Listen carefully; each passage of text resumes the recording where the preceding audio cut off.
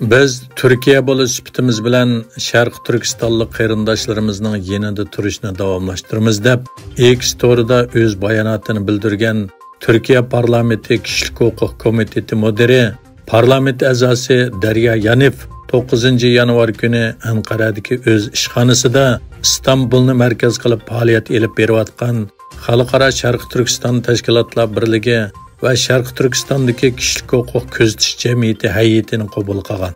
Uyg'urlar uchrayotgan irqiy qirg'inchilik masalasida Türkiye Parlamenti Kishilik huquq komiteti müdiritining rasmiy va keskin bir ravishda bayonot yoki Xitoyga nisbatan keskin bir ayiblash e'lon qilmay kelayotgan Türkiye Parlamenti Kishilik huquq komiteti müdirining mazkur bayonoti diqqatni qo'zg'adi.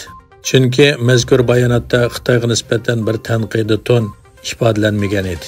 Darya Yanib xonim bilan bo'lgan uchrashda Uyg'ur vakillari İstanbuldagi Sharq Turkiston kishilik huquqni ko'zatish jamiyati tayyorlagan kishilik huquq dafsandichiligi to'g'risidagi dokladni bergan va ahvollarni tunishtirgan.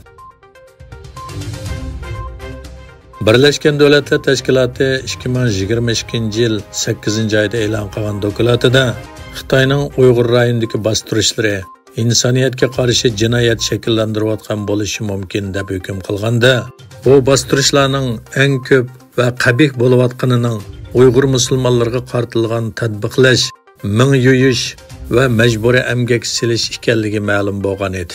Xitoy doiralari bo'lsa, xalqaro ayblashlarga pisand qilmasdan Uyg'ur va e'tiqodchi millatlarning huquqiga hurmat qilayotganligini davransib keldi. Xitoy yana o'zlari musulmonlarning dushmani emas, balki ularning do'sti, hatto homiysi sifatida ko'rsatilishga alohida ahamiyat berib kelgan bo'lib, bu orqali bir yoqdan Amerikaning O'rta Sharqdagi o'rniga qirs qilsa, yana bir yoqdan Uyg'ur rayoniga elib kelayotgan diniy ziyonkashlikni, islomga haqorat qilish qilmishlarini inkor qilishga tirishgan. Islom hamkorlik tashkiloti Xitoy hukumati bilan qo'yib hamkorlashayotgan bo'lib, 2023-yili 8-oyda mazkur tashkilotning vakillari Xitoyning taklifi bilan Sharq Turkistonni ziyorat qilib, atalmış Uyg'ur avtonom rayonining rahbarlari bilan ko'rishgan edi.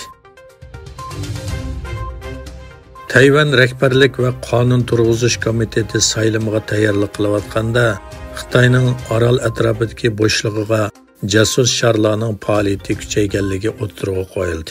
Bu sharlar elektronlik axborot uskunalarini elib yurgan deb gumon qilingan bo'lib, bu Beijing hukumatining saylam jarayonida darhol axborot to'plash uchun ko'rsatgan tirishchanligini ko'rsatib berdi. Shuning bilan birga jasus shar faoliyati Beijingning egilik huquq tashabbusini ta'kidlaydigan harakat deb qaraladi.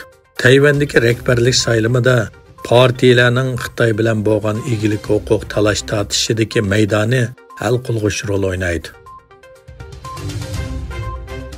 Xitoy Sharq Turkistonda ijro qilayotgan irqiy qirg'inchilik jinoyatini xalqaro jamiyatdan yoshirish uchun tor aloqa sohasidagi bostirishni kuchaytirmoqda.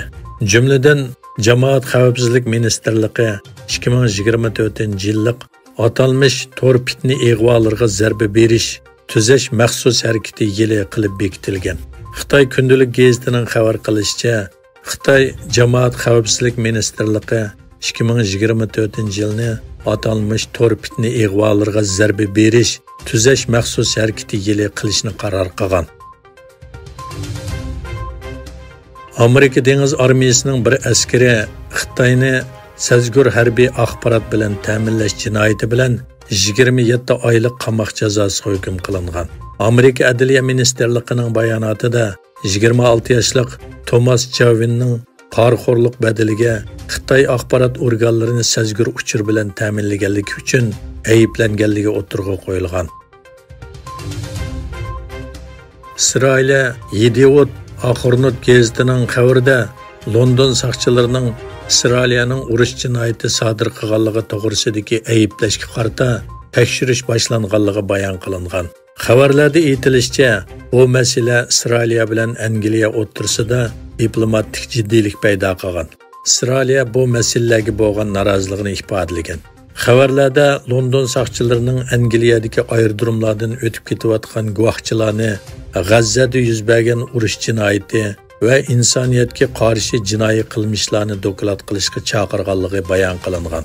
Angliya aerodromida yo'lovchilardan ingliz, ibraniy tili va arabcha agar siz Isroiliya yoki Falastin zaminida bo'lib, terrorlik, urush jinoyatidan xabardor bo'lsangiz yoki insoniyatga qarshi jinoyatning guvohchisi yoki ziyonkashlikka uchirg'uvchisi bo'lsangiz, Angliya soqchilariga dokalat qilsangiz bo'ladi degan xabarlar yozilgan belgilarning esilganligi ko'rsatilgan.